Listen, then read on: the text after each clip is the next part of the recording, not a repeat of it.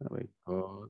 Oke, Assalamualaikum warahmatullahi wabarakatuh. Selamat sore teman-teman kelas A85 ya. Kelas A85. Ada berapa nih mahasiswanya? Semuanya ada, yang hadir baru 10 orang. Kalau kita cek coba ya, kita cek di Edlink berapa nih. Kelas A85. A85 nih. Wah, semester ini saya dapat banyak kelas ini. Alhamdulillah. A85 ini dia. 47 peserta ya. Nah, ini masih banyak yang on the way. Apa masih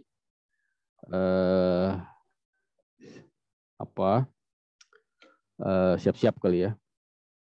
Oke. Oh, ini saya ada kuis juga nih ya. Jadi ada kuis di A85 ya. Sudah ada yang ngerjain belum nih? Sebentar ya. A85 ya. Oh, sudah ada yang ngerjain ini. Berapa orang nih? Saya cek dulu ya. Oh, baru 3 yang ngerjain. Pak Paskah, ya, Hafiz sama Ibu Cici. Ya, yang lainnya belum ada yang ngecek Edlink ya. Emang saya jarang sih. Saya juga jarang buka-buka ya. Ya, tapi sekali-sekali ya, baru satu kuis saja ya. Yang lainnya belum ada apa-apa di Edlink. Oke. Kita ke hukum pajak lagi. Jadi kemarin baru pengantar perpajakan ya, teman-teman ini. Jadi kita langsung aja karena waktu kita terbatas ya, dan juga materi yang ingin saya sampaikan sebenarnya sangat banyak sekali ya. Maka saya mungkin agak ngegas dalam menyampaikan materi. Nanti teman-teman silahkan kalau ada yang mau didiskusikan, ada yang mau ditanyakan ya tentang hukum pajak, biasa ya, dipotong aja nggak apa-apa, nggak usah sungkan-sungkan ya. Atau bisa melalui kolom chat atau bisa juga melalui raise hand ya. Itu ya teman-teman ya. Kita langsung ke materi yang kedua. Ini materi yang kedua ini saya akan cepat sekali karena ini hanya tentang asas-asas dan teori ya. Sebelumnya di materi pertama teman-teman sudah saya sampaikan tentang pengantar hukum pajak, tentang pengantar perpajakan ya, yaitu definisi pajak ya, kemudian tentang jenis-jenis pajak ya kan, kalau masih ingat ya. Kemudian juga tentang jenis-jenis penerimaan negara, kontribusi pajak terhadap APBN ya. Itu ya teman-teman ya. Itu saya kira teman-teman bisa cek lagi di YouTube ya. Nah, di materi ini tentang asas dan teori perpajakan ini ada banyak sekali ya bahasan-bahasan tentang asas dan teori perpajakan. Gunanya apa? Kita belajar asas dan teori perpajakan ini ya di dalam mata kuliah hukum pajak tentunya ya.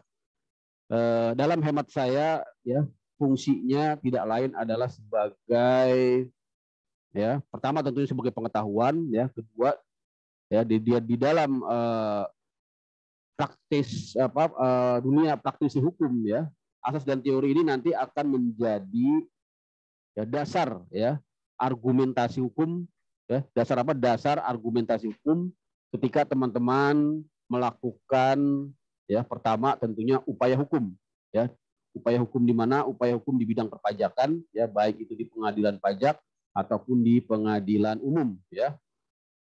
Gunakan asas-asas, gunakan teori-teori dalam rangka memperkuat sebuah argumentasi ya hukum. Misalnya ketika menemukan kasus ya terkait dengan pemajakan yang menimbulkan sengketa ya, kita bisa menggunakan asas-asas dan teori-teori ini ya, terutama misalnya asas tentang pembenaran pajak ya.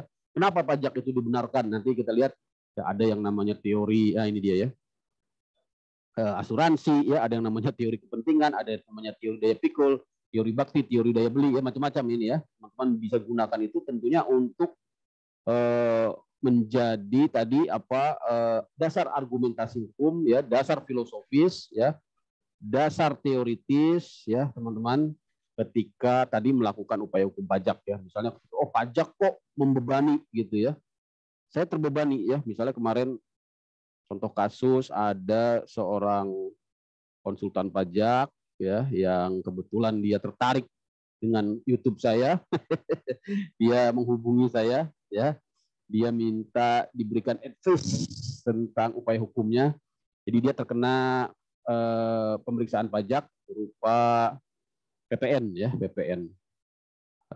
di mana penyerahan PPN yang dilakukan oleh kliennya, yaitu seorang pengusaha kena pajak, selama ini tidak pernah melakukan pemungutan PPN ya, karena dia beranggapan PPN-nya tidak dikenakan terhadap transaksi barang-barang yang merupakan bahan kebutuhan, baku ya, bahan baku yang nanti produk akhirnya adalah pakan ternak ya, karena pakan ternak ini termasuk yang dibebaskan, termasuk juga bahan-bahannya. Nah, permasalahannya adalah ada dispute ketika barang-barang tersebut ya yang diserahkan tidak tercantum secara eksplisit di dalam peraturan Menteri Keuangan yang menjadi dasar ya diberikannya suatu pembebasan PPN ya gitu ya teman-teman.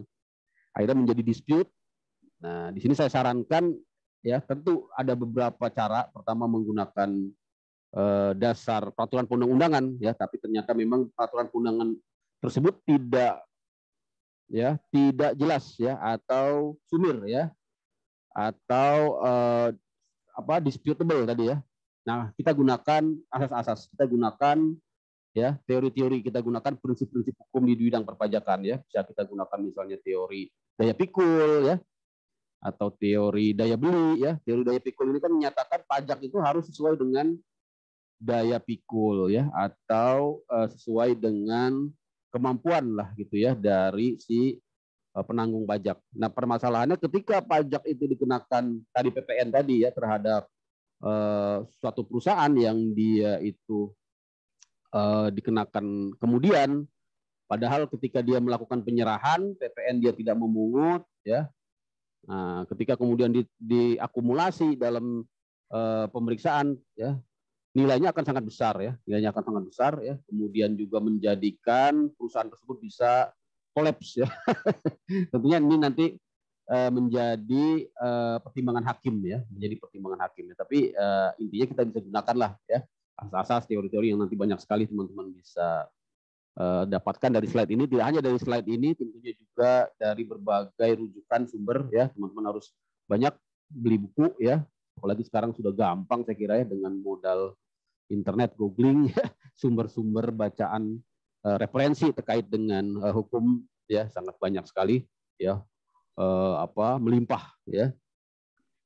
Tinggal bagaimana kita ada yang ini nih. Ada yang ke LinkedIn saya nih. Siapa nih? Oh, Pak David ya. Izin nggak masuk karena ada pemeriksaan pajak. Wah ini. Dia langsung praktek ya, tidak lagi kuliah kalau Pak David ini ya. Oke. Apalagi asas ekonomi ya. Artinya tadi ya, kita juga bisa gunakan ini ya untuk memperkuat argumentasi hukum kita ketika merasa bahwa pajak yang kita rasakan menghambat ekonomi, artinya tadi membuat perusahaan jadi gulung tikar gitu ya. Kalau perusahaan gulung tikar kan negara juga rugi ya dari segi mungkin tenaga kerja ya, dari segi mungkin ya penerimaan pajak juga tidak bisa lagi dipajakin kan, karena tidak ada lagi aktivitas ekonomi. Ya kita gunakan saja ya ini sebagai memperkuat basis ataupun dasar hukum argumentasi kita ya. Asas yuridis juga sangat penting sekali, yaitu untuk men-challenge ya ataupun untuk menganalisis ya bahwa pemajakan itu harus berdasarkan undang-undang ya. Nah, misalnya tadi ketika PPN atas bahan kebutuhan pokok itu didasarkan pada peraturan Menteri Keuangan, nah kita bisa challenge kok peraturan menterinya misalnya bertentangan dengan peraturan pemerintah ya, kok bertentangan dengan undang-undang. Undang-undang menyatakan bahwa barang-barang kebutuhan pokok ya itu dibebaskan, tapi kenapa di peraturan menteri kemudian mempersempit yang dibebaskan hanya jenis-jenis tertentu? Nah, itu bisa menjadi argumentasi hukum kita kalau kita mau masuk ke dalam upaya hukum ya teman-teman ya. Jadi ini sangat luas sekali. Saya hanya memberikan ininya aja, gambaran umumnya aja. Tentunya ini nanti tergantung dari bagaimana teman-teman dalam praktek hukum ya. Tentunya tidak cukup dengan kuliah kita yang hanya sebentar saja ini, tapi terus-menerus ya menggali kompetensi di bidang hukum, terutama salah satunya di bidang hukum pajak. Itu ya teman-teman. Kemudian ada yang terakhir yaitu asas memungut ya, asas memungut atau disebut juga dengan asas yurisdiksi ya. Kalau ini asas yuridis ya. Asas yuridis ini bisa juga saya katakan sebagai asas legalitas lah ya. Hukum pajak sama dengan asas legalitas hukum publik pada umumnya, di mana harus berdasarkan undang-undang ya. Tidak boleh memajaki tanpa undang-undang ya. No taxation without presentation. Nanti kita akan jelaskan lebih lanjut asas-asas itu. Kemudian yang terakhir asas untuk memungut atau disebut asas yurisdiksi ya, yurisdiksi. Kalau ini asas legalitas atau asas yuridis. Asas yurisdiksi ini adalah kewenangan negara ya, yurisdiksi negara ya, kewenangan negara, kompetensi negara ya dalam memajaki suatu subjek ataupun objek pajak ya. Ada 3, yaitu asas tempat tinggal atau domisili, asas kebangsaan, dan asas sumber. Ini berlaku secara internasional ya. 3 asas inilah yang menjadikan alasan suatu negara melakukan pemajakan terhadap suatu subjek ataupun objek pajak ya. Asas tempat tinggal yaitu asas domisili, di mana seseorang yang sudah berdomisili melebihi ya jangka waktu 183 hari dalam 1 tahun, dia ya menjadi subjek pajak ya suatu negara ya. Itu berlaku secara umum. Tapi ada beberapa negara yang memodifikasinya, bahkan belum sampai 183 hari ya, baru 90 hari ya, baru 6 bulan dia sudah langsung dianggap sebagai ya memenuhi asas domisili, sehingga negara tersebut melakukan pemajakan terhadap ya subjek pajak berupa orang ya yang dianggap sebagai yurisdiksi pajak negaranya ya, atau tax resident ya, istilahnya tax resident. Ada juga yang mendasarkan pemajakan kepada kebangsaan atau kewarganegaraan. Ya, tapi ini jarang ya. Ini biasanya negara-negara yang memiliki tentunya jangkauan yang kuat untuk menjangkau warga negara ya. Misalnya Amerika ya, Kanada ya, ada juga Filipina. Filipina juga ya termasuk ya, karena menjadikan warga negaranya dimanapun berada ya, kapanpun dimanapun berada dan dari manapun sumber penghasilannya sebagai basis pemajakan ya. Kemudian yang terakhir asas sumber ya, asas sumber ini ya parunum apa nih, paruhum ya. Esa, sudah esa nih Pak Paruhum ini. Mana Pak Paruhum? Sudah esa, kenapa kuliah lagi Pak Paruhum? Mana Pak Paruhum? Mana Pak Paruhum? Ada. Paruhum, mana Paruhum? Ini ada di chat nih. Paruhum Auro, esa. Esanya sajadah hukum atau apa nih?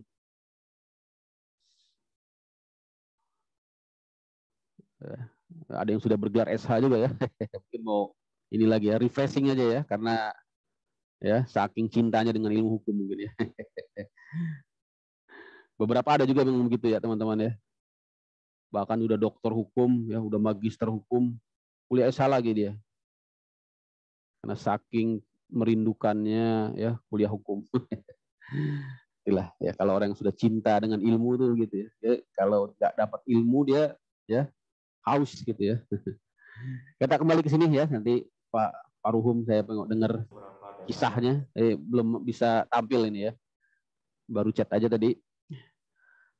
Jadi ada itu asas-asas teman-teman ini yang harus teman-teman catat ya. Nanti suatu saat akan bermanfaat saya kira ya, mungkin sekarang manfaatnya baru sekedar untuk ya menjawab UTS ataupun UAS. Tapi nanti one day ya, suatu hari teman-teman berhubungan dengan pajak, tentunya kembali ke asas-asas, kembali ke teori-teori ya. Nah ini penjelasannya, kayak kira teman-teman bisa bacalah ya. Kalau saya jelaskan ini akan panjang sekali ya. Intinya apa dari berbagai asas keadilan, ekonomi, finansial ya, termasuk asas-asasnya Maxim Four Canon Taxation atau The Four Maxim, ini yang dikeluarkan oleh Adam Smith ya, yaitu ECCE ya, ECCE ya disingkat ya. Equality, Certainty, Convenience, dan Efficiency ya. Kemudian ini intinya ya menjelaskan tentang ya suatu idealisme di dalam pemajakan gitu ya teman-teman ya. Nah, jadi fungsinya itu. Jadi ketika teman-teman mendapati sesuatu yang kurang ideal, yang bermasalah, ya, teman-teman silakan jadikan asas-asas, jadikan teori-teori yang tadi banyak itu sebagai, ya, sebagai apa? Sebagai pisau analisis gitu, istilahnya pisau analisis. Sebagai batu uji gitu ya. Sebagai tolok ukur lah gitu ya. Pak Sugiarto ini sudah hadir nih ya. Kantor hukumnya gimana Pak? Tambah rame. Itu ya teman-teman ya. Berikutnya tadi asas yuridis sudah saya jelaskan. Intinya apa asas yuridis ini? Tidak lain adalah asas legalitas, sama dengan hukum pidana, ya, sama dengan hukum publik, bahwa ya pajak ya harus diatur dengan undang-undang. Apa makna diatur dengan undang-undang ini? Ya, makna diatur dengan undang-undang ini apakah sama dengan makna berdasarkan undang-undang? Karena di redaksi ya undang-undang dasar sebelumnya itu berdasarkan undang-undang. Saya unmute dulu ya. Ya, jadi teman-teman bisa lihat di sini ada amandemen ya. Sebelumnya berbeda ya, sebelumnya berbeda apa namanya pengaturannya, redaksinya. Kalau di sebelum amandemen Undang-Undang 45 ya, sebelum amandemen Undang-Undang 45 kata-katanya adalah berdasarkan undang-undang, yaitu di pasal pasal 23 ya teman-teman ya. Undang-Undang Dasar 45. 23 ayat 2 ya, 23 ayat 2. 23 ayat 2 Undang-Undang Dasar 1945 sebelum amandemen. Nah, sudah di amandemen pasal ini kemudian dihilangkan ya, diganti dengan pasal 23A ya, Undang-Undang Dasar 1945. Itu ya, teman-teman ya. Maknanya apa? Ya, kalau sebelumnya berdasarkan ya, ini artinya bahwa pajak itu ya tidak harus dengan undang-undang ya. Cukup ya dasarnya saja ya. Jadi apa namanya? Cukup dasar-dasar pokoknya saja ya, tapi hal-hal yang bersifat mengatur yang di apa yang menjadi pokok materi hukum pajak tidak perlu berdasarkan undang-undang. Ini kalau kita lihat seperti itu ya. Makna berdasarkan ya. Kemudian makna berdasarkan ini diubah menjadi kata-kata diatur ya.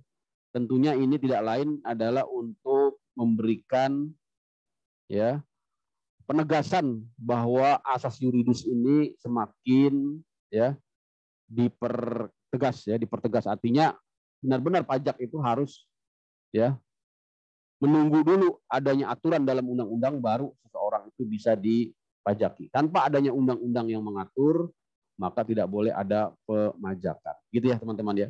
Tapi yang menjadi pertanyaan berikutnya, kalau begitu ya tidak bisa dong adanya peraturan pemerintah, tidak bisa dong pakai peraturan Menteri Keuangan, tidak bisa dong pakai apalagi misalnya ya peraturan dirjen gitu ya. Sedangkan kita lihat sekarang ya yang namanya pajak pasti ada peraturan menterinya, ya pasti ada peraturan dirjennya, pasti ada PP-nya, peraturan pemerintahnya. Ya. Nah, jadi yang kita pakai hanya undang-undang saja. Apakah seperti itu maknanya diatur dengan undang-undang, gitu ya? Nah, ada yang bisa komen makna diatur dengan undang-undang ini? Apakah maksudnya cuma undang-undang saja? Ya, selain undang-undang kita nggak mau pakai. Kira-kira begitu nggak maknanya? Nah, siapa nih yang bisa sedikit komen? Makna diatur dengan undang-undang. Coba. Mungkin Pak Muhammad Iksan mungkin ya. Ya Pak. Kayaknya serius nih. Kira-kira makna diatur dengan undang-undang itu apakah maksudnya seperti itu Pak? Maksudnya kita cuma mau undang-undang aja nih. Di luar undang-undang kita tidak pakai gitu. Apakah begitu maksud diatur dengan undang-undang? Menurut Pak Muhammad Iksan. menurut pemahaman saya sih Pak, diatur dengan undang-undang itu artinya bahwa pemungutan pajak itu harus ada ketetapan undang-undangnya pertama kali Pak. Adapun peraturan di bawahnya itu harus mempunyai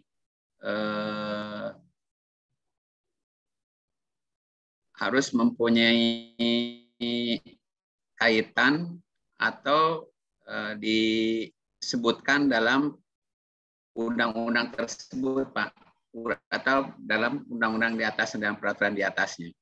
Jadi misalkan di undang-undang disebutkan untuk aturan apa diatur lebih lanjut dalam bentuk PP atau kalau ada, itu pemahaman saya Pak. Mantap. Mantap itu Pak Ihsan. Pak Ihsan di mana Pak? Ini apa aktivitas Pak? Ya Pak. Makasih Pak. Aktivitas Pak Ihsan di mana Pak? Dosen juga jangan-jangan. Sementara lagi nggak ada ini Pak. Sementara kuliah full Pak. Luar biasa. Mantap tadi jawabannya. Jadi maksudnya memang seperti itu ya. Jadi makna diatur dengan undang-undang ya bukan berarti cuma undang-undang saja ya. Ya Pak.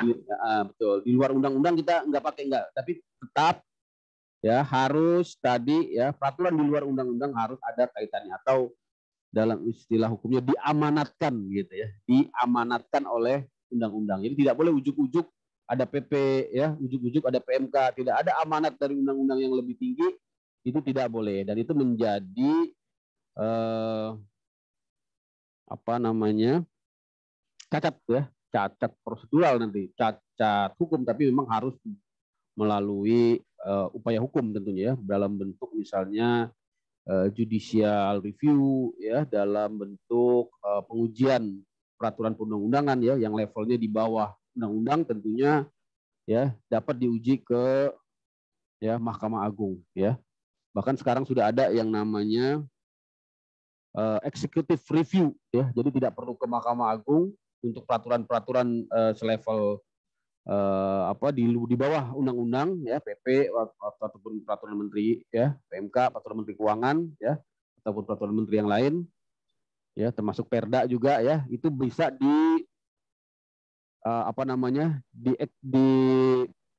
dimintakan pencabutan ya, pembatalan ataupun revisi kepada Kementerian Hukum dan HAM ya, kepada Kementerian Hukum dan HAM untuk yang PP dan peraturan menteri ya. Kalau untuk Perda ke Menteri Dalam Negeri ya teman-teman ya. Jadi tidak perlu melalui peradilan. Jadi itu sudah dibukakan ruangnya yang disebut dengan executive review ya.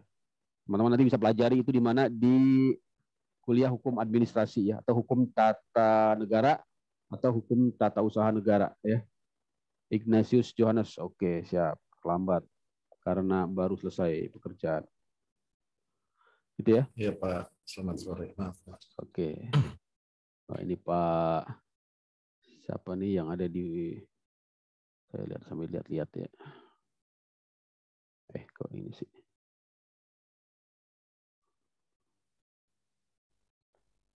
Sorry. Ini ngatur-ngatur ininya apa namanya? Ribet. Tombol ininya. Oke, itu ya teman-teman.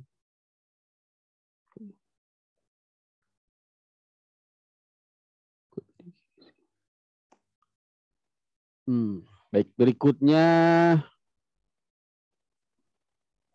ya teori keadilan ya. Jadi teori keadilan pun macam-macam ya. Ada keadilan menurut siapa nih? Musgrave ya. Nah, yaitu benefit principle ya, artinya sistem pajak tuh harus adil ya. WP harus membayar sejalan dengan manfaat yang dinikmatinya ya. Tentunya ini prinsip yang sangat ideal sekali ya. Kemudian ability principle tadi ya, harus berdasarkan pada kemampuan ya. Atau kalau di teori apa tadi, pembenaran pajak, ini bisa dikatakan dengan teori daya pikul ya, teori daya pikul sama dengan teori daya pikul. Jadi banyaklah teman-teman bisa pakai ya, kumpulan-kumpulan teori perpajakan ya. Keadilan juga ada keadilan horizontal, ada keadilan vertikal ya. Ini juga dijadikan dasar untuk pembentukan peraturan perundang-undangan ya, seperti misalnya di Undang-Undang HPP ya. Kita mengenal adanya penggunaan teori keadilan ya. Misalnya keadilan vertikal ya, yaitu dalam orang dalam keadaan ekonomis yang sama dikenakan pajak yang sama gitu ya. Misalnya apa? Misalnya dalam PPN gitu ya, dalam PPN atas kegiatan membangun sendiri ya, itu kan dasarnya keadilan vertikal ini ya. Jadi kenapa orang kalau bikin rumah lewat developer kok dikenakan PPN, tapi kalau bikin sendiri ya nggak kena PPN, padahal sama-sama ada kondisi bangun rumah gitu ya. Ini dianggap nggak adil ya. Developer kena PPN, yang nggak pakai developer kena PPN. Makanya kegiatan membangun sendiri KMS itu dikenakan PPN gitu ya. Itu dasar teorinya ya. Itu ya teman-teman. Jadi banyak sekali ini ya. Ini juga yang disampaikan oleh Mansuri ya.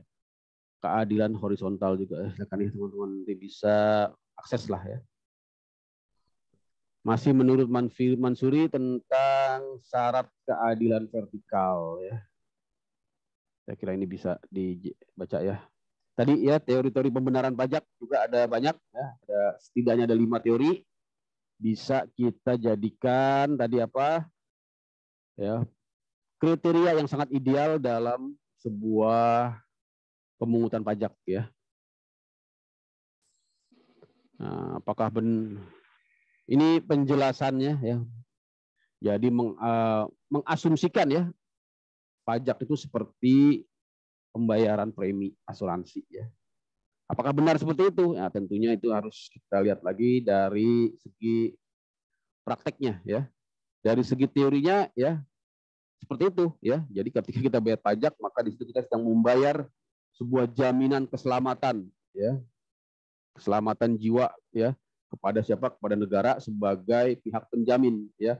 Ini jadi menggunakan prinsip asuransi.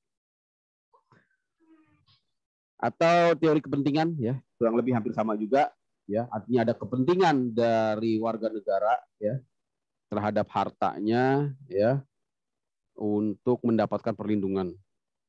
Atau teori gaya pikul ya. Tadi yang sudah sampaikan, artinya besarnya pemajakan itu harus sebanding ya dengan daya pikul ya atau kemampuan dari si penanggung pajak ya teman-teman. Gaya beli ya, jadi pajak ini harus memelihara ya kepentingan masyarakat ya, gaya beli masyarakat ya harus dilihat ya. Artinya di sini juga bisa diterapkan tentunya terhadap pajak-pajak yang kaitannya dengan pengendalian konsumsi ya, misalnya pajak penjualan barang mewah ya. Teori bakti ini mungkin yang jarang kita rasakan karena kesadaran untuk membayar pajak itu ya mungkin agak sulit di negara ini ya. Kenapa ya? Banyak tentunya penyebabnya ya. Tapi teori bakti inilah tentunya yang sangat paling advance ya, paling maju lah gitu ya. Mungkin baru terasa di negara-negara maju yang memang kesadaran membayar pajaknya sudah tinggi ya, karena memang masyarakat ya, warga negara merasakan hasil dari pajak ya gitu teman-teman ya. Memang ini apa tadi multidimensi ya untuk mencapai kesadaran ini, tidak hanya dari pemajakan saja, yang lebih penting bagaimana pemanfaatan dari dana pajak itu ya. Jadi pajak yang baik itu bukan hanya pajak yang dipungut dengan integritas dan profesionalisme, tapi kalau uang pajaknya kemudian tidak ada ya andilnya atau masyarakat tidak bisa merasakannya ya, itu bukan juga contoh pemungutan pajak yang baik. Jadi memang berkorelasi tentunya dengan sektor pengeluaran ya, tidak hanya sektor penerimaannya atau APBN yang kemarin kita sampaikan itu ya. Ya teman-teman ya. Nah ini yang sangat penting sekali yang nanti akan sangat relevan dengan pembahasan kita di pelajaran tentang pajak internasional yang mungkin besok akan kita bahas secara luas ya, yaitu tentang yurisdiksi ya. Jadi yurisdiksi artinya pilihan hukum ya, atau kewenangan menghukum, kewenangan memajaki ya, itu ya, yang dapat dilakukan oleh suatu negara dalam memungut pajak ya terhadap warga negara ya teman-teman ya.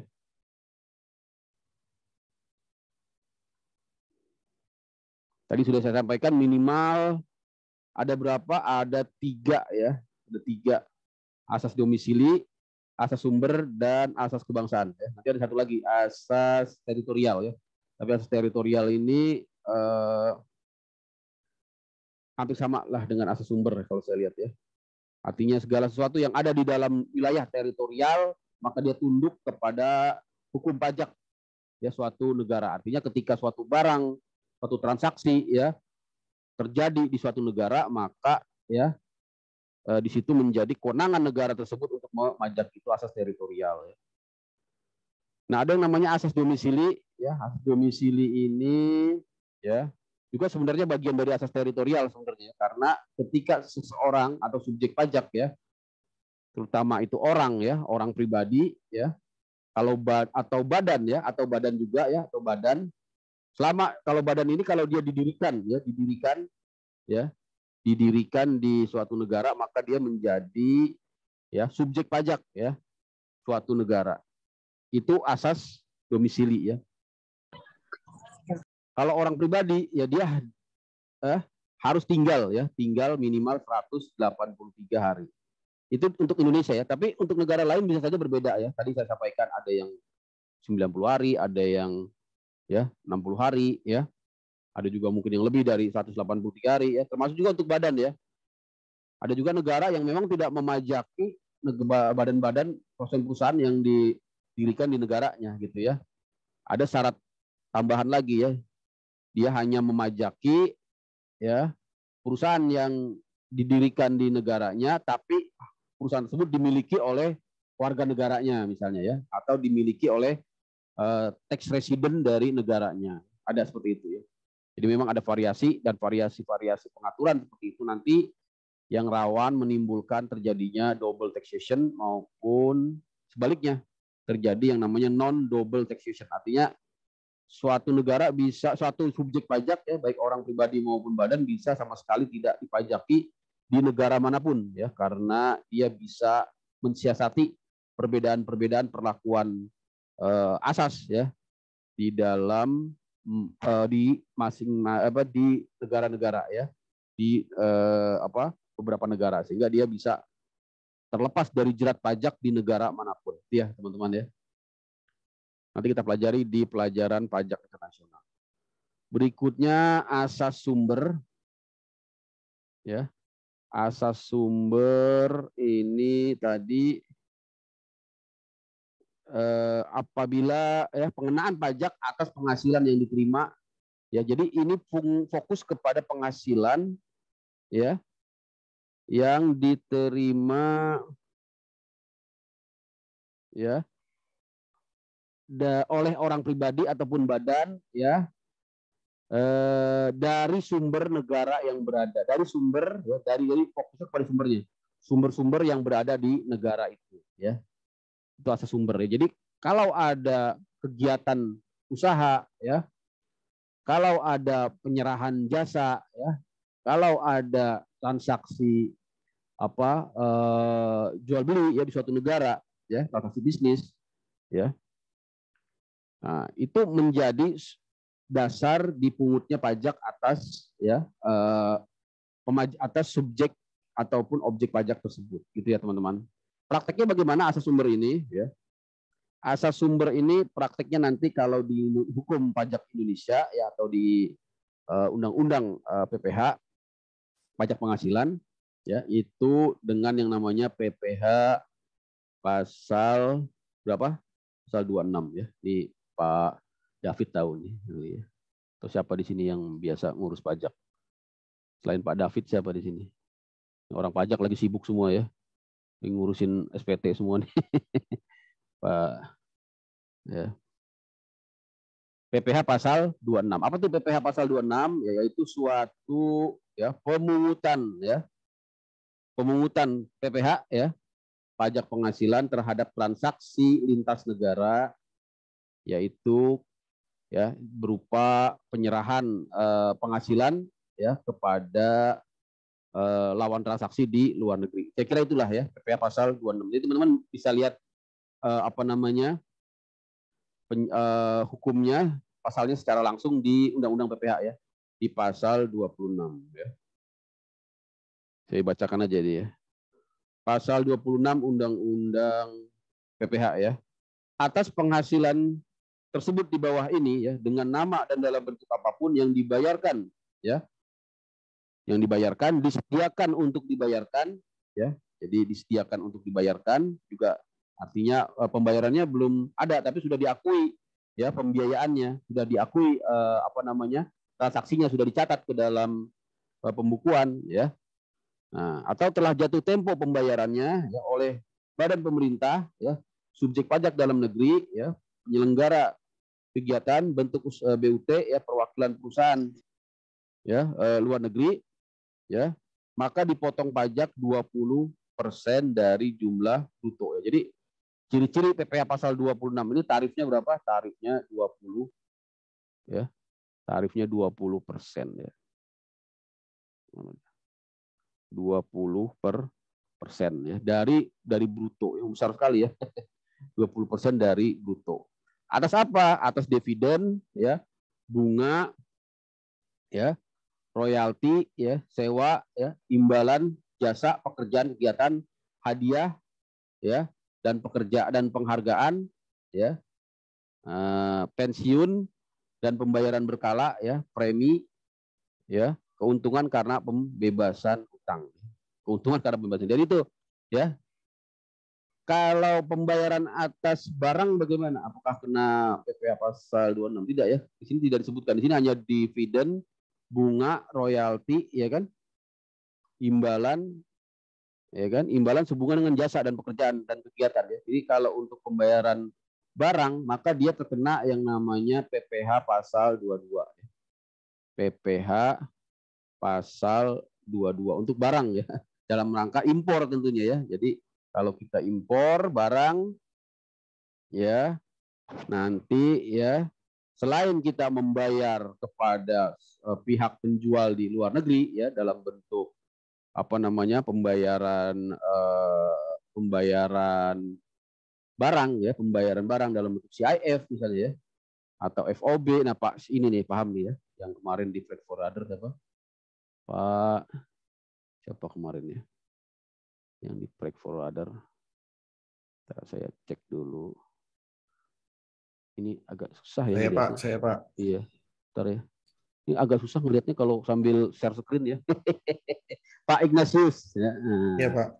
Gitu ya Pak Ignatius ya. Jadi kalau kita mendatangkan barang dari luar negeri, impor lah gitu bahasa enaknya ya. Nah, itu kita kena PPh pasal 22 ya Pak Ignatius ya.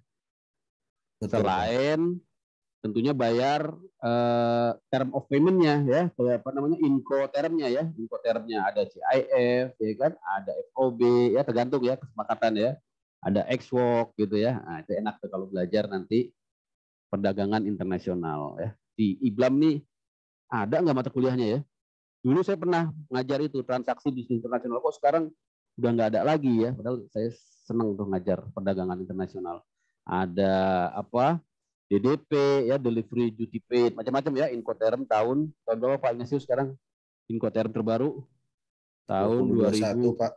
20 ya, 2020 ya, berlaku 2021 Pak Ignatius sudah hatam lah kalau itu. Jadi selain bayar, Pak, siap. Ada pertanyaan Pak? Boleh. Itu tadi yang mengenai BUT Pak. Seandainya perusahaan itu bukan BUT Pak, dia independen. Mengenai PPh 26-nya itu katanya bisa di ini ya Pak, bisa di skip. asal kita bisa menunjukkan COR ya Pak, Certificate of Residence. Betul nggak Pak? Nanti kita masuk ke pelajaran mungkin besok Pak. Mantap itu. Pas itu nanti pertanyaannya dengan yang namanya Certificate of Resident ya. Jadi nanti bisa di skip PPh pasal 26-nya pakai tarif yang lebih rendah atau bahkan memang tidak kena dia. Nanti pakai yang namanya tax treaty. Ini tergantung residennya di mana Pak. Nanti dilihat di lamannya, di situsnya DJP, di situ ada tax treaty, mungkin ada sekitar 70-an, udah banyak sekali ya. Memang harus pelan-pelan itu Pak, harus dilihat jenis pembayarannya karena apa tadi karena dividen, karena royalti, apa karena bunga ya. Misalnya untuk Belanda ya, yang paling banyak itu kan Belanda. Jadi memang membebaskan pajak atas bunga yang dibayarkan ke Belanda. Nah, itu ya. Karena adanya tax treaty antara Indonesia dengan Belanda. Nah, untuk mendapatkan itu harus mensubmit dokumen COR tadi ya, Certificate of Resident atau bahasa Indonesia SKD lah, surat keterangan domisili ya gitu ya Pak Yohanes ya. Iya. Tapi itu memang kadang-kadang jadi dispute juga Pak, karena pada prakteknya nanti sering walaupun sudah ada COR ya, Direktorat Jenderal Pajak pemeriksa bisa mengkoreksi ya. Jadi dipungut belakangan bahkan itu yang ngeri juga. Ya. Kita pikir sudah nggak usah bayar nih, nggak usah pungut nih. Ternyata diperiksa kemudian pungut dengan alasan COR-nya ada. Tapi ternyata untuk memanfaatkan tarif tax treaty yang lebih rendah tadi, tidak hanya COR, juga mempersyaratkan yang namanya beneficial ownership. Nah, itu yang agak berat Pak. Apa tuh beneficial ownership? Jadi si penerima pembayaran itu harus benar-benar orang yang ya merasakan manfaat dari pembayaran itu. Jadi di sini nanti akan ditelusuri, jangan-jangan ya ini cuma untuk istilahnya apa pelarian gitu ya, menghindar pelarian pajak ya, pelarian pajak untuk pemanfaatan tax treaty ya, treaty shopping istilahnya ya, karena sangat menggiurkan. Oh ada pembebasan pajak nih kalau kita pakai residen Belanda gitu ya, wah kita bikin aja banyak bunga ya. Nah, bukan biasanya modusnya seperti itu. Makanya nanti oleh pemeriksa pajak ya diteliti lagi, akan dilakukan exchange of information, bisa juga nanti ke Belandanya minta data. Oh ini bener nggak nih warga negara tax resident Amerika Belanda ya. Nah, oh bener ini tax resident Belanda ya. Nah ternyata itu pun tidak cukup sampai di situ, diteliti lagi. Bener nggak nih transaksinya gitu ya. Kira-kira begitu ya Pak Iksan ya. Itu memang harus kita pelajari mendalam ya. Tapi tadi pertanyaannya intinya benar, kita bisa memanfaatkan tarif tax treaty salah satunya dengan melampirkan SKD ya, surat keterangan domisili atau Certificate of Tax Resident tadi. Gitu ya Pak Iksan ya. Oke, sudah berapa orang nih? 36. Oh, sudah lengkap semua ya. Saya ini dulu deh, saya print screen dulu. Takutnya ada yang keluar-keluar nanti ya. Print screen saya kasihkan ke Mbak Tika aja. Mbak Tika.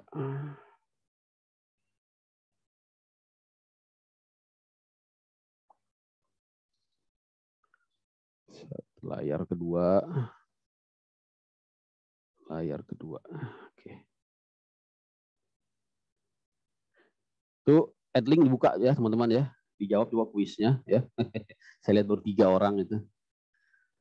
Ya teman-teman, saya share ulang lagi screen saya. Kok ini yang nongol. Oke, itu ya. Asas kebangsaan tadi sudah saya sampaikan, artinya pengenaan pajak kepada warga negara ya. Nah, ini contoh gambarnya. Jadi misalnya ada Bram ya. Warga negara Bram ini ya, orang Indonesia ya, namanya Bram.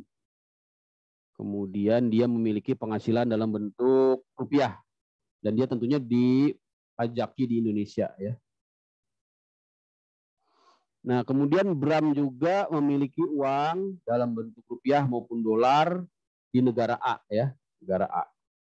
Misalnya negara A ini apa? Amerika lah ya, di negara Amerika. Ya. Kemudian ada lagi ya di negara B ya, Belanda lah gitu ya, B. Ada warga negara asing ya, namanya Khan, punya penghasilan juga dalam bentuk rupiah. Penghasilan dari Indonesia ya, rupiah ini penghasilan dari Indonesia lah gitu. Dan juga dalam bentuk dolar. Nah, ini akan menjadi konflik pemajakan ya. Mengapa menjadi konflik pemajakan? Karena nanti berpotensi ya dipajaki oleh di 3 negara ini. Jadi negara Indonesia terhadap si Bram ini tentunya akan mengenakan ya PPh ya, baik itu PPh pasal 17 lah ya. Masuk kalau dia melakukan kegiatan transaksi bisa juga dipotong dengan PPh secara langsung, tapi intinya adalah PPh pasal 17 atau PPh orang pribadi ya. PPh orang pribadi ya. Menggunakan asas yang disebut dengan worldwide income ya. Worldwide income artinya penghasilan Bram yang ada di Indonesia ya, maupun yang ada di negara A ya, maupun yang ada di negara B, itu semuanya dipajaki di Indonesia karena Indonesia menganut yang namanya worldwide income ya. Worldwide income. Segala penghasilan yang ada ya, baik di dalam negeri maupun di luar negeri, itu ya teman-teman ya. Di mana itu adanya di Undang-Undang PPh ya, teman-teman bisa lihat di Undang-Undang PPh, yaitu pasal 4 ya, definisi penghasilan. Ya, definisi penghasilan atau objek pajak ya. Yang menjadi objek pajak adalah penghasilan ya.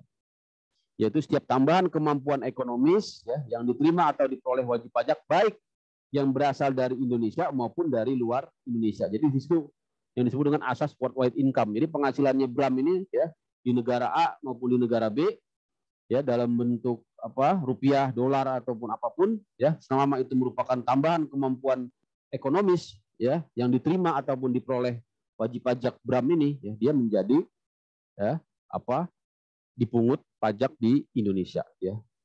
Nah, di negara A ya, si Bram ini juga ya bisa jadi terkena hal yang sama ya. Begitu juga si Khan ini ya di negara B, di negara Belanda ya, karena dia memiliki ya aset bisnis di Indonesia ya dalam bentuk ya dolar ya ataupun dalam bentuk rupiah ya. Nah, dia juga bisa terkena pemajakan di Indonesia. Itulah yang disebut dengan konflik jurisdiksi pemajakan. Nanti ya dapat ditanggulangi dengan yang namanya tax treaty ya. Salah satunya tadi persyaratannya dengan menunjukkan yang namanya certificate of resident ya atau SKD, surat keterangan domisili ya, dalam rangka memanfaatkan ya tax treaty sehingga tidak terjadi double pemajakan ya teman-teman ya. Nah, slide kedua sudah. Saya ingin langsung aja ke slide ke 3 dan 4 karena kita terbatas waktunya. Mungkin slide ke-3 dan 4 saya tidak terlalu panjang. Ya. Berikutnya tentu sudah mau jam 5 aja teman-teman. Biasanya kalau tambah sore, tambah ngantuk. Tambah seru kalau tambah sore ya. Saya buka dulu. Oke. Kita masuk ke slide ketiga ya. Ini untuk materi teman-teman sudah bisa download ya. Di mana? Di Google Drive ya. Linknya sudah kemarin disampaikan ya. Sudah disampaikan ke Mbak Tika ya. Kita masuk ke slide nomor 3, masih tentang pengantar ya. Kalau sekarang pengantar hukum pajak ya. Kalau yang pertama pengantar pajakan, yang kedua tentang asas-asas dan teori, yang ketiga ini tentang pengantar hukum pajak. Nah, mungkin saya akan lebih detail di slide ini ya, Bapak Ibu, teman-teman sekalian, karena ini memang menjadi dasar sekali ya di dalam kita memahami hukum pajak. Ya.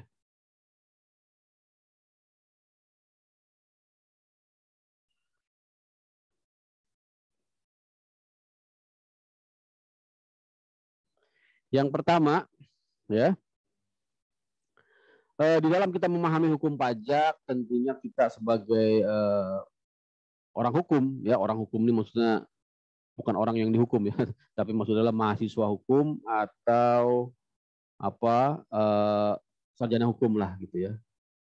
Tentunya memahami hukum itu tidak hanya sebatas peraturan perundang-undangan ya teman-teman ya, tapi kita juga memahami hukum itu secara luas, yaitu dalam bentuk selain undang-undang, yaitu yang disebut dengan reh ya.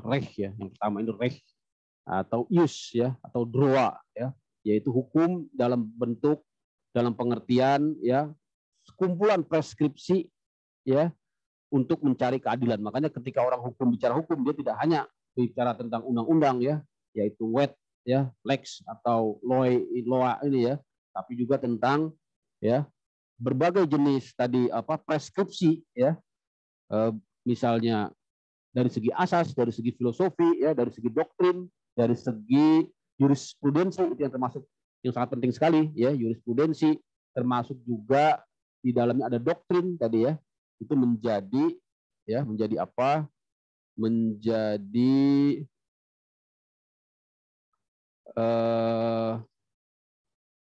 pengertian dari hukum ya atau law ya. Banyak orang hukum ya harus banyak ya menggali ya, melakukan penemuan hukum, karena disitulah letak dari keunggulan orang hukum dibandingkan dengan yang non hukum. Kalau orang non hukum paling ya dia hanya sekedar baca undang-undang saja, baca pasal-pasal saja. Kalau sudah kita menyematkan diri sebagai orang hukum ya, mahasiswa hukum ya, sarjana hukum ya, magister hukum, tentunya harus luas ya, harus kita lihat teorinya Hans Kelsen ya, harus kita lihat ya teorinya ya yang yang sudah membumi lah di dunia hukumnya. Jangan juga teori-teori yang aneh yang tidak dikenal di dalam hukum, tiba-tiba kita munculkan ya di dalam sebuah argumentasi hukum ya. Menurut siapa ya, misalnya menurut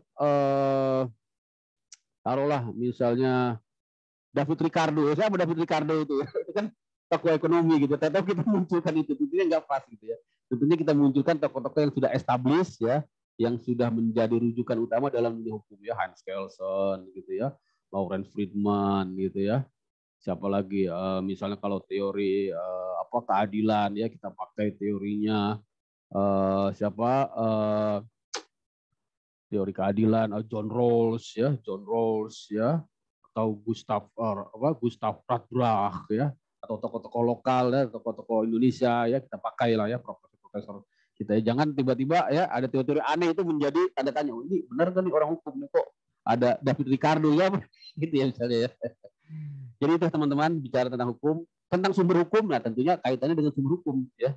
Tentunya orang hukum akan memahami sumber hukum itu luas sekali, yaitu sumber hukum material dan sumber hukum formal ya. Tidak hanya undang-undang, bahkan di yang namanya sumber hukum formal juga ternyata tidak hanya undang-undang, di dalamnya ada asas, Pancasila, undang-undang dasar ya, bahkan kebiasaan ya, traktat ya, tax treaty kalau di bidang pajak ya, jurisprudensi, doktrin ya. Kalau sumber hukum tadi yang material itu yang menyebabkan terjadinya hukum atau yang disebut dengan ipolek sosbud ya, ipolek sosbud, hankam masuklah gitu ya, sosial, politik, ekonomi ya, hubungan internasional, segala hal yang membantu pembentukan hukum ya. Jadi dalam rangka pembentukan hukum atau penemuan hukum ya, kita pakai ini sumber hukum material ya, apalagi sumber hukum formal itu ya teman-teman ya.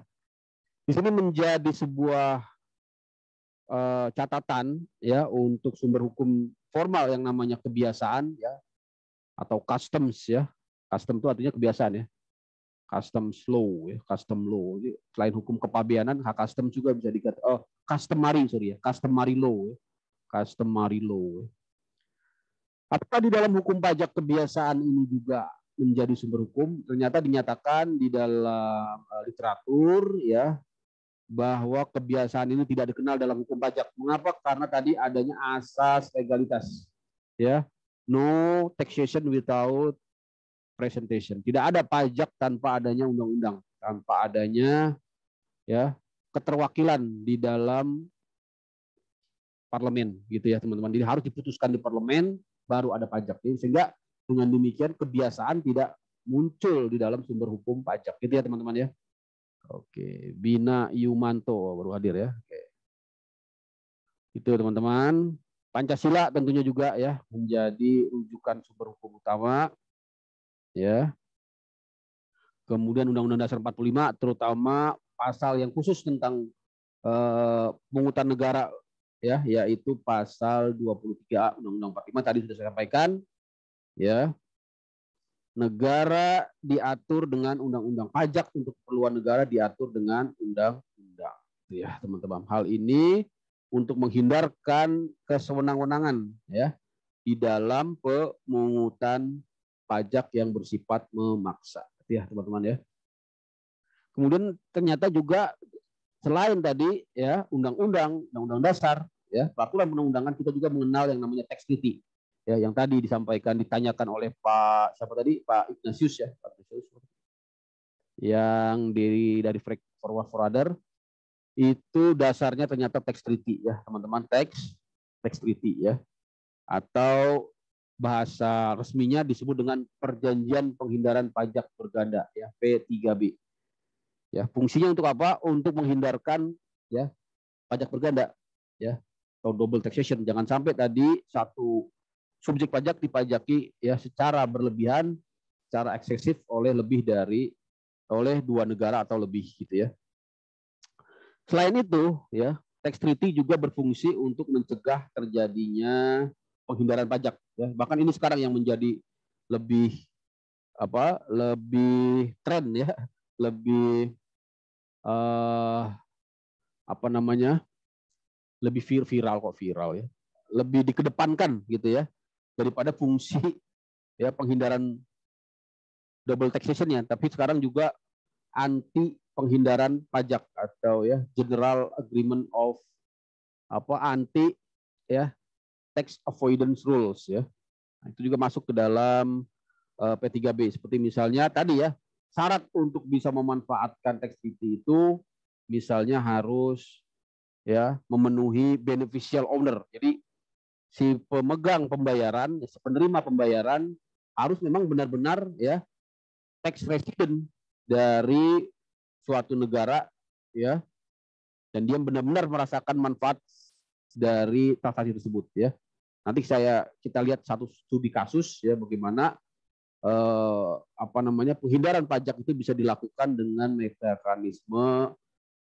mekanisme transaksi antar negara ya, atau perdagangan internasional, itu yang lazim disebut dengan tax avoidance ya, tax avoidance, atau bahkan tax evasion ya, penyelundupan pajak kalau itu sudah ya mengarah kepada terjadinya manipulasi ya, transaksi berupa ya pembukuan ganda ya, pemalsuan dokumen-dokumen transaksi, itu masuk ke dalam tax evasion, masuk ke dalam fraud ya, masuk ke dalam tindak pidana, bisa nanti terkena pasal pidana ya. Tapi kalau yang lazim terjadi biasanya itu masih ditindaklanjuti hanya dengan pemeriksaan dan pengenaan SKP kurang bayar ya. Tapi itu nanti kita lihat tergantung dari kasusnya. Ada juga yang masuk ke dalam pemidanaan ya. Berikutnya jurisprudensi pemajakan. Jurisprudensi perpajakan ini sangat penting sekali ya teman-teman ya, sangat penting sekali. Kenapa penting sekali? Karena ini akan menjawab berbagai tadi ya konflik ataupun ketidakjelasan peraturan perundang-undangan, bagaimana penerapannya di peradilan ya. Jadi teman-teman bisa mengakses putusan-putusan pengadilan yang sudah berkekuatan hukum tetap di bidang perpajakan ya, baik dari pengadilan pajak maupun dari pengadilan umum ya, termasuk tentunya yang dari Mahkamah Agung ya. Itu sudah gampang sekali sekarang, teman-teman bisa download di direktori putusan ya Mahkamah Agung ya, ada ribuan di situ ya. Saya sudah kumpulin banyak, tapi sampai sekarang ya mau menganalisisnya nggak ada waktu ya. Baru dikumpul-kumpulin aja ya. Atau teman-teman bisa juga berlangganan di webnya DTC ya, Dhani Darussalam Tax Center ya. Itu juga yang menyediakan secara gratis ya putusan-putusan pengadilan pajak dan putusan Mahkamah Agung, yaitu baik sekali ya, Dhani Darussalam itu. Saya sendiri banyak belajar dari situ ya. Bahkan juga sudah ada resume-resumenya, dan itu menjadi sangat penting ya, karena tadi itu ya, walaupun Indonesia negara common law, negara civil law ya, tapi pada prakteknya jurisprudensi diakui sebagai sumber hukum. Kenapa? ya, karena hakim harus memutus berdasarkan keadilan yang berkembang di masyarakat, sehingga tidak hanya semata-mata berdasarkan undang-undang. Makanya salah satunya ya kita gunakan jurisprudensi, ya, karena apalagi jurisprudensi ini menjadi jawaban atas kekosongan hukum, ya, dalam rangka melakukan penemuan hukum oleh hakim, ya, kita bantu, ya, dengan jurisprudensi. Bentar ya, ada itu alarm.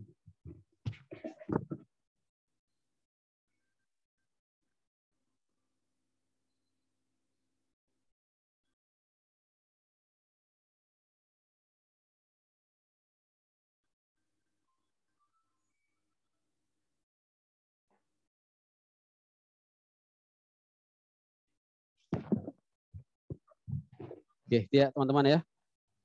Jadi kita harus pelajari jurisprudensi kalau mau benar-benar mumpuni di bidang hukum pajak, ya. Pelan-pelan teman-teman harus pelajari itu jurisprudensi. Berikutnya doktrin. Nah, ini tadi ya yang saya sampaikan di awal di slide nomor kedua, ya, ada asas, ada teori, ada prinsip-prinsip, ya, ada doktrin-doktrin, ya, yang dikemukakan oleh siapa? Oleh para ahli hukum pajak tentunya, ya. Saya kira itu. Kemudian apa sih sebenarnya hukum pajak, ya? Apa sih yang akan kita pelajari di hukum pajak, ya? Hukum pajak sendiri, ya, dalam bahasa Inggris disebut tax law, ya, atau dalam bahasa Belanda belastingrecht, ya. Nah, intinya apa? Intinya, ya, hukum yang membicarakan tentang pajak tentunya sebagai objek kajiannya, ya. Membicarakan tentang pajak sebagai objek kajiannya. Selain itu ada yang namanya hukum fiskal, ya. Apakah hukum pajak ini sama dengan hukum fiskal, ya? Ternyata hukum fiskal atau hukum keuangan negara ini lebih luas, ya, lebih luas, ya, karena tidak hanya berbicara tentang penerimaan negara dalam bentuk pajak.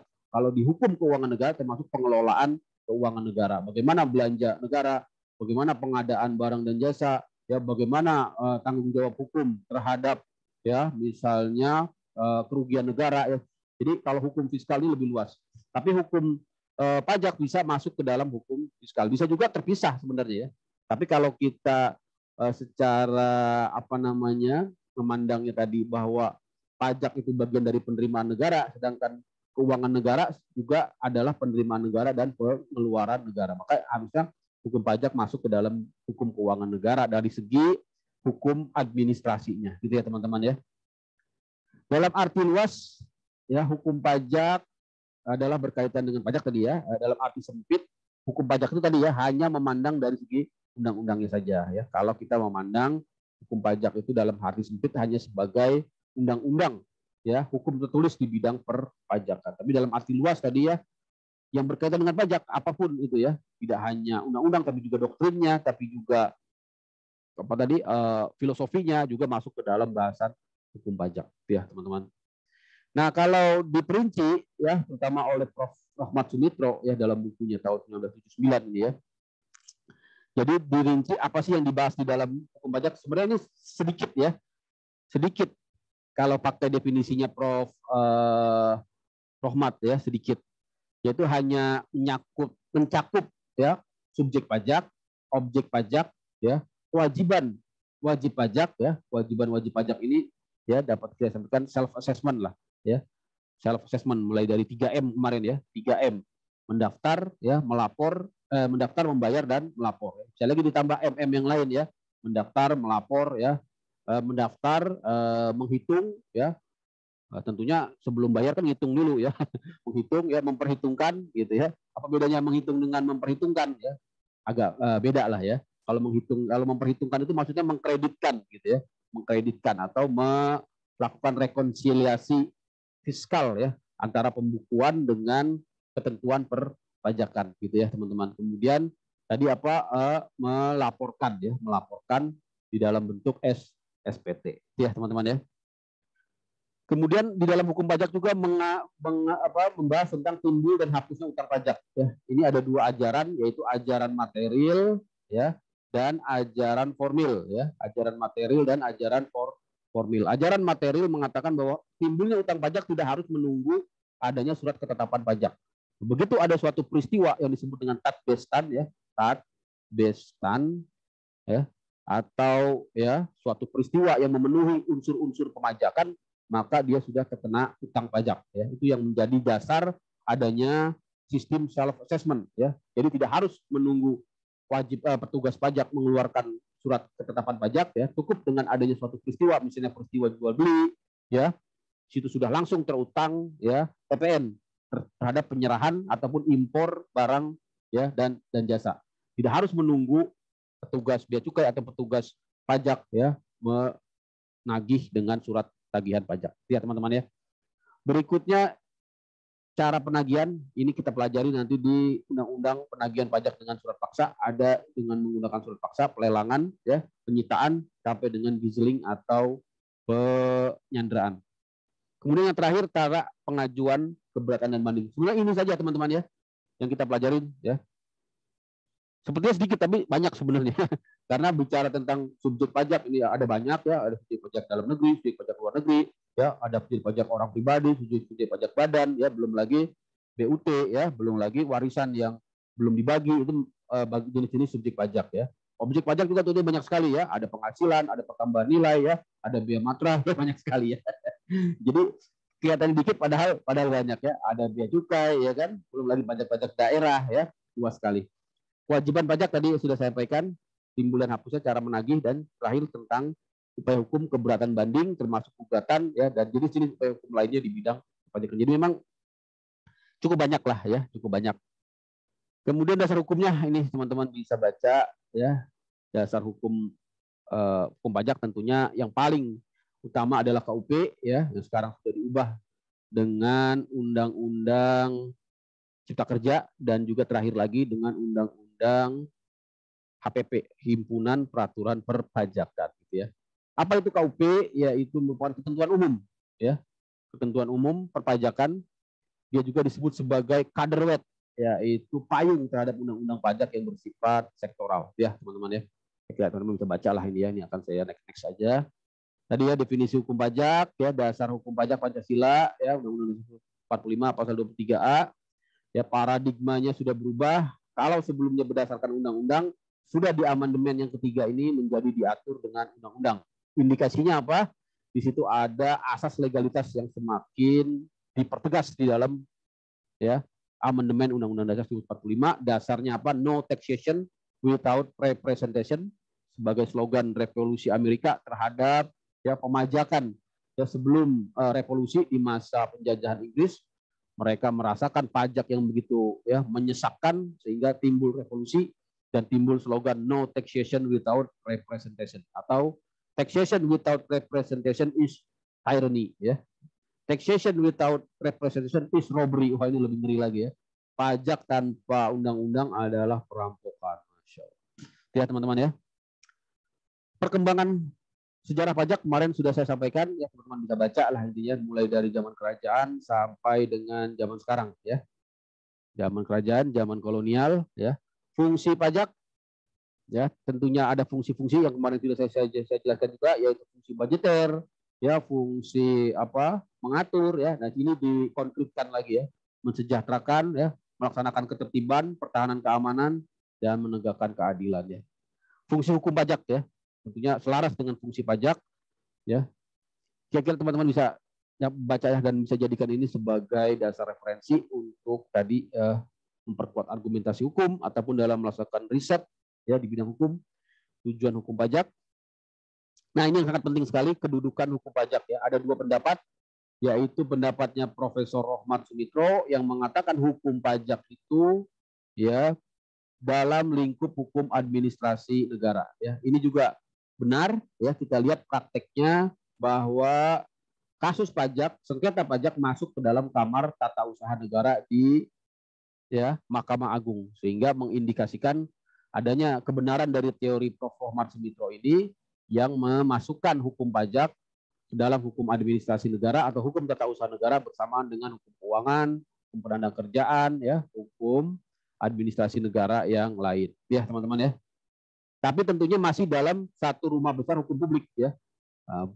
Tentunya tidak masuk ke dalam hukum privat ya. Tentunya ini harus kita pahami. Dengan demikian doktrin-doktrin hukum publik seperti tadi asas legalitas ya, nullum delictum, nulla puna, sine praevia lege monale, itu dapat juga diterapkan di dalam hukum pajak, gitu ya teman-teman ya.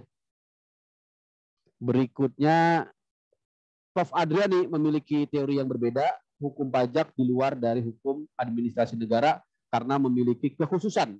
Nah, ini juga ada benarnya ya. Bahkan sekarang sepertinya teori ini jauh lebih berkembang daripada teorinya Prof. Rohmat Sumitro ya, terbukti dengan hukum pajak itu ya, asas-asasnya, teori-teorinya terlepas dari hukum administrasi negara ya, karena dia bersifat lex spesialis ya. Bahkan peradilannya pun bersifat lex spesialis, terbukti dengan peradilan pajak yang tidak menginduk kepada peradilan tata usaha negara, berdiri sendiri ya. Kita lihat ya, bahkan peradilan pajak sendiri ya masih berada di Kementerian Keuangan, yaitu dari segi sekretariat atau kepanitraannya ya, tidak berada di bawah Mahkamah Agung. Itulah yang menjadikan kekhususan pengadilan pajak. Dasar teoritisnya dari mana? Ya dari sini, dari teorinya ya PJA Adriani yang mengatakan bahwa hukum pajak itu berdiri sendiri di luar hukum administrasi negara. Ya teman-teman ya. Kemudian apa hubungannya dengan hukum perdata? Hubungannya adalah ya, hukum perdata ini merupakan dasar kemungkinan pemungutan pajak ya, seperti jual beli ya, transaksi bisnis ya, sewa menyewa ya, itu menjadi dasar untuk dilakukan pajak. Peristiwa-peristiwa perdata tapi di dalamnya terkandung konsekuensi hukum pajak. Bagaimana hubungannya dengan hukum pidana ya? Bahwa di dalam hukum pajak terdapat sanksi-sanksi pidana berupa sanksi atas kealpaan maupun kesengajaan yang apabila dilanggar menimbulkan ya denda ataupun sanksi badan berupa penjara ya teman-teman ya. Kemudian hukum perdata dan hukum pidana ya bersifat lex generalis, sedangkan hukum pajak bersifat lex spesialis ya. Jelas kalau itu saya kira ya. Jadi ketentuan pajak mengesampingkan ketentuan hukum perdata maupun ketentuan hukum pidana ya. Jadi tidak hanya perdata saja, pidana juga. Kalau sudah diatur di hukum pajak, maka aturan-aturan yang ada di hukum pidana maupun hukum perdata menjadi dikesampingkan ya. Lex spesialis, derogat, lex generalis. Contohnya apa? Contohnya di dalam hukum pidana ya, pasal mengenai pencurian, pemalsuan, pasal 263 KUHP ya. Nah, maka dia ya dikesampingkan. Kalau pemalsuan surat itu terkait dengan perpajakan, maka yang dipakai adalah pasal 39 ayat 1 huruf F Undang-Undang KUP, Ketentuan Umum Perpajakan, bukan pasal 263 Undang-Undang KUHP. Ya, teman-teman ya. Begitu juga pelanggaran atas rahasia jabatan. Ini masuk juga sebenarnya di KUHP pasal 322. Tapi kalau itu terkait dengan perpajakan, maka yang digunakan adalah pasal 41 KUP, Ketentuan Umum Perpajakan. Dasarnya apa? Dasarnya lex spesialis derogat legi generalis. Gitu ya teman-teman ya. Bagaimana dengan tindak pidana berupa korupsi yang itu merupakan tindak pidana khusus juga. Nah, ini yang kemudian dapat saya sampaikan agak rumit di sini karena korupsi juga tindak pidana khusus ya. Korupsi juga tindak pidana khusus. Secara normatif ya, bisa saja untuk korupsi gitu ya, artinya menerima suap, menerima hadiah, menerima pemberian, ini ada di Undang-Undang KUP ya. Jadi bisa menggunakan pasal 36A Undang-Undang KUP, tapi tetap dasar hukum yang menjadi dasar hukum utama gitu ya, primarinya ya, prime crime-nya harus dilihat di Undang-Undang Tipikor ya. Jadi Undang-Undang Tipikor yang didahulukan ya. Kalau itu terkait dengan suap, hadiah dan pemberian gratifikasi ya teman-teman ya. Jadi sama-sama lex spesialis, tapi undang-undang korupsi dianggap lebih tinggi lex spesialisnya kalau dibandingkan dengan undang-undang pajak. Itu berdasarkan pengalaman praktek yang saya rasakan. Jadi kalau suatu kasus pajak ya, di situ ada unsur korupsinya, artinya unsur pejabat pajaknya juga ya menerima hadiah, menerima pemberian atau menerima suap di dalam tindak pidana perpajakan, maka biasanya akan diambil alih kasusnya oleh kejaksaan langsung ya. Jadi tidak disidik oleh Direktorat Jenderal Pajak ya atau Direktorat Jenderal Bea dan Cukai, tapi langsung diambil alih oleh pajak oleh kejaksaan karena di situ ada unsur tindak pidana korupsinya, atau bisa juga tindak pidana korupsinya dulu yang disidik ya sampai dihukum baru nanti tindak pidana perpajakannya, atau bisa dua-duanya ya. Memang ini nanti akan tergantung sekali dengan kondisi di lapangannya, terutama koordinasi antara penyidik ya dan juga jaksa penuntut umum ya teman-teman ya. Kemudian terakhir ini ya, udah mau jam 5:30, tentang pembagian hukum pajak. Jadi ada dua jenis ya kalau dilihat dari materinya, yaitu hukum pajak material dan hukum pajak formil ya teman-teman, atau formal ya. Hukum pajak material yaitu mengatur tentang ya objek pajak, subjek pajak, besarnya pajak ya, timbul dan hapusnya utang pajak ya, dan hubungan hukum antara pemerintah dan wajib pajak. Sedangkan hukum pajak formal yang mengatur tentang tata cara prosedural ya untuk menegakkan ya atau untuk mewujudkan hukum pajak material ya teman-teman ya. Hukum pajak material contohnya Undang-Undang PPH dan Undang-Undang PPN ya. Contohnya apa? Undang-Undang PPH dan Undang-Undang PPN. Sedangkan hukum pajak formal ya, contohnya adalah Undang-Undang KUP, Undang-Undang PPSP, dan Undang-Undang Pengadilan Pajak. Gitu ya. Berikutnya, tadi ini pembagian hukum pajak ya, jadi lebih jelasnya. Kedudukan hukum pajak tadi sudah saya sampaikan ya, jadi bisa menggunakan dua pendapat ya, yaitu pendapat Prof. Adriani dan pendapatnya Prof. Rohmat Sumitro ya. Kalau Prof. Adriani memisahkan hukum pajak dari hukum tata usaha negara, jadi dia berdiri sendiri ini ya. Tapi masih dalam satu rumah besar hukum publik, berbeda dengan Prof. Rohmat Sumitro. Yang terakhir upaya hukum ya. Nanti teman-teman bahas di pertemuan terakhir saya kira ya. Upaya hukum ini merupakan ya sarana untuk mencari keadilan bagi wajib pajak yang tidak setuju, yang tidak puas dengan ya surat ketetapan pajak ataupun tindakan administratif yang dilakukan oleh ya Fiskus atau Direktorat Jenderal Pajak. Ternyata ada banyak sarananya. Teman-teman bisa menggunakan sarana pembetulan, teman-teman bisa menggunakan sarana pengurangan atau penghapusan sanksi ya, yang nomor 2. Yang ketiga, teman-teman bisa melakukan pengurangan atau pembatalan ketetapan pajak ya. Yang keempat, teman-teman bisa melakukan pembatalan hasil pemeriksaan atau SKP hasil pemeriksaan ya. Yang kelima, melakukan upaya keberatan. Ini adalah upaya hukum di dalam internal DJP. Jadi harus melalui internal DJP dulu ya, sebelum nanti teman-teman ke pengadilan pajak. Apabila ya upaya-upaya ini sudah dilaksanakan masih juga menimbulkan sengketa, artinya belum tercapai ya keadilan atau kepuasan yang diinginkan oleh wajib pajak, maka digunakan upaya hukum kedua ya, di mana di pengadilan pajak dalam bentuk banding dan gugatan ya. Nah, kalau banding ini adalah kelanjutan dari keberatan ya, kelanjutan dari keberatan. Selain keberatan maka dia masuk ke gugatan. Jadi beliau-beliau ini ya 1, 2, 3, 4 ini masuknya ke gugatan. Ini gambarnya jadi ya muter-muter nggak jelas ya. Jadi harus dicatat ya, yang diingat apa? Kalau keberatan dilanjutkan dengan banding, selain itu ya, selain keberatan ya, pembetulan, pengurangan ya, pembatalan ini masuk ke gugatan. Ya teman-teman ya. Terakhir semuanya nanti akan bermuara di Mahkamah Agung dalam bentuk peninjauan kembali yang hanya dapat dilaksanakan 1 kali, walaupun praktiknya ada beberapa yang bisa sampai 2 kali ya. Saya kira itu ya, ini jenis undang-undangnya ya.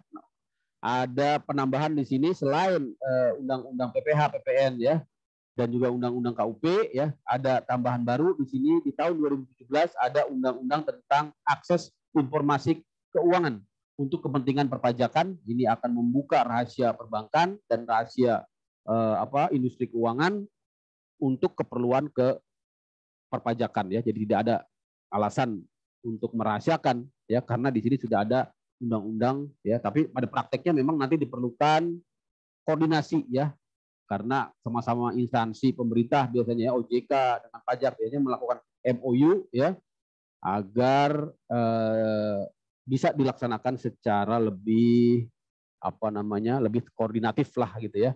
Undang-undang pengampunan pajak kemarin tahun 2016, sekarang sudah ada juga di Undang-Undang HPP ya.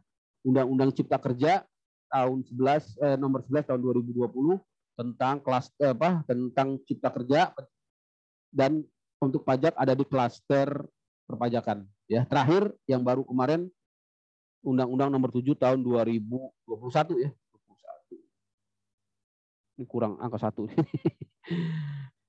Ya teman-teman ya. Nah ini dia ya. Sudah ada daftar undang-undangnya dan nomornya ya, serta tanggal berlakunya. Terima kasih. Saya kira itu baru 3 slide kita ya. Ternyata ya ada slide keempat yang belum, tapi karena waktunya sudah sangat sore sekali ya, saya takut mengganggu bapak-bapak ibu-ibu. Slide keempat tentang asas filosofi dan penafsiran hukum pajak, saya kira ini bisa dibaca lah. Ini sama dengan slide kedua ya.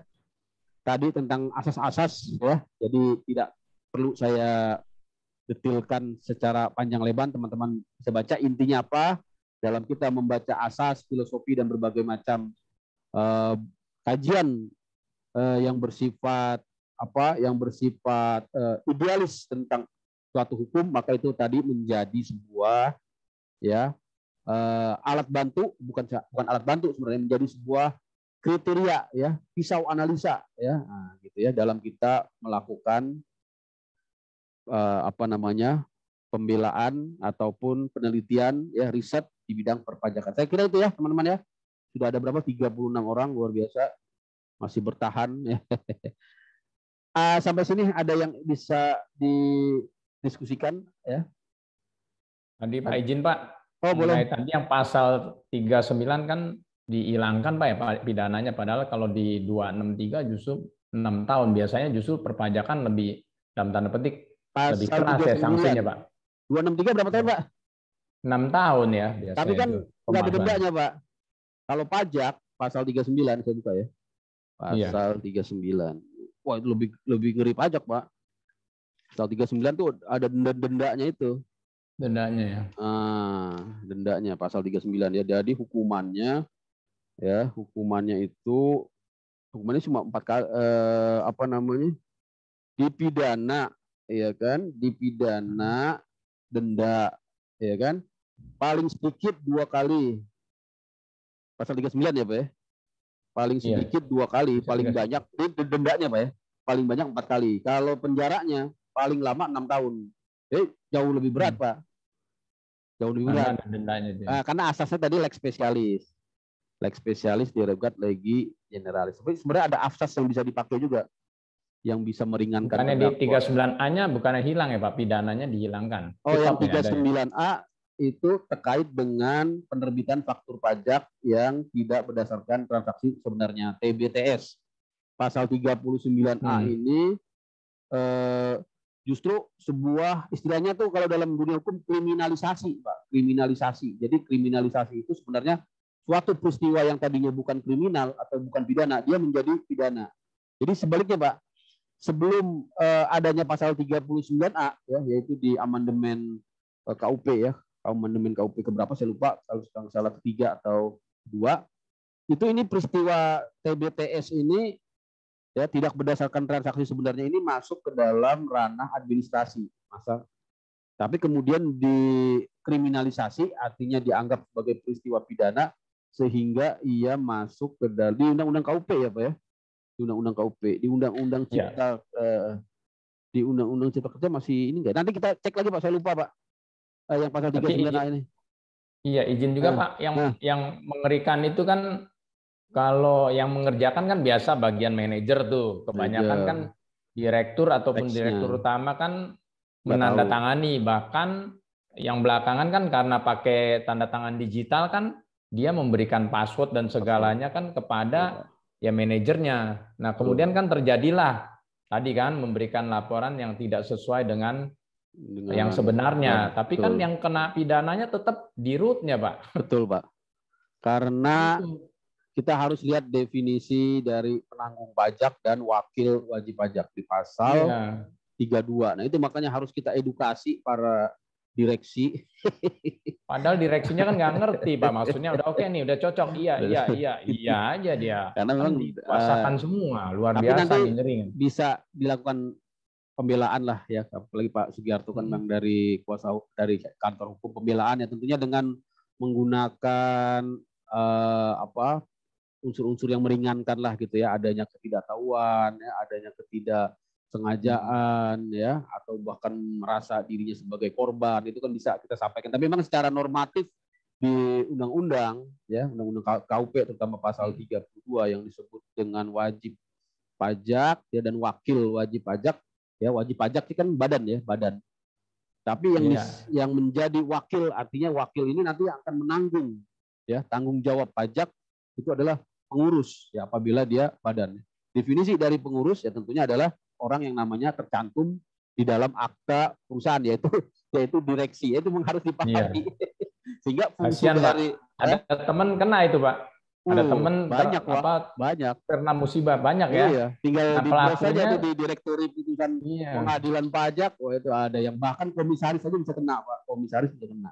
Teraneh ya. Iya. Karena ada perluasan, Pak.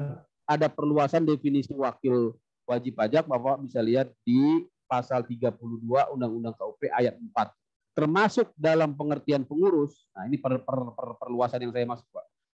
Ya, termasuk dalam pengertian pengurus adalah orang yang nyata-nyata mempunyai wewenang ikut menentukan kebijakan. Jadi tidak mesti namanya muncul di akta sebagai direksi, ya, sebagai dirut, ya. Walaupun tidak muncul di akta, tapi dia bisa menentukan kebijakan dari perusahaan, itu nanti dianggap sebagai wakil wajib pajak, wakil perusahaan yang menanggung beban utang pajak, termasuk semua. Kena semua nanti, Pak. Iya, dirut, direktur, komisaris kena semua, Pak. Padahal pelakunya ada dan bahkan sampai pemegang saham juga, Pak, bisa kena, Pak. Pemegang saham juga bisa kena. Kan kalau secara umum ya, pemegang saham itu kan hanya bertanggung jawab sebesar modal yang disetorkan ke yang disertakan di dalam perusahaan gitu, Pak, ya. Tapi kalau di dalam hukum pajak dengan berdasarkan pasal 32 ini bisa kena juga, Pak, selama dapat dibuktikan bahwa dia memiliki wewenang ikut menentukan kebijakan. Misalnya diketahui, dia bisa menandatangani dokumen-dokumen perusahaan, walaupun dia pemegang saham, dia bisa menandatangani cek, ya kan, dia bisa mengotorisasi pengeluaran. Nah, ini kan ketahuan nanti dari audit ataupun pemeriksaan pajak. Akhirnya dari ketika utang pajaknya tidak dibayar oleh perusahaan, ya maka rekeningnya si pemegang saham ini bisa diblokir, dianya bisa ditahan, bisa di-giseling, ya, sampai ke situ. Itu udah ada contoh putusannya saya share contohnya. Dendanya juga 200% lagi. Dendanya juga, habis Pak, lah. yang ngurus sedap itu. Disita semua. Kita habis lah dengan pajak ini, ya, karena ada ekor beracun, ya. Di awal enak, self assessment seolah-olah nggak ada masalah, tahu-tahu ya 5 tahun kemudian ekor beracunnya benar-benar, ya, mematikan. Baik, saya kira itu ya, teman-teman, ya. Ini kita baik, Pak Diansa, pengenalan aja karena keterbatasan waktu. Tentunya teman-teman harus lebih banyak lagi nanti, ya, bisa lewat YouTube, ya. Silahkan dari YouTube saya atau YouTube yang lain, ya. Saya juga belajar terus, ya, long life education kita di era sekarang ini. Terima kasih. Assalamualaikum warahmatullahi wabarakatuh. Selamat sore. Sampai jumpa lagi besok di pertemuan berikutnya. Insya Allah kita akan belajar tentang pajak internasional lah, ya. Termasuk juga nanti kita akan masuk ke KUP lah, ya.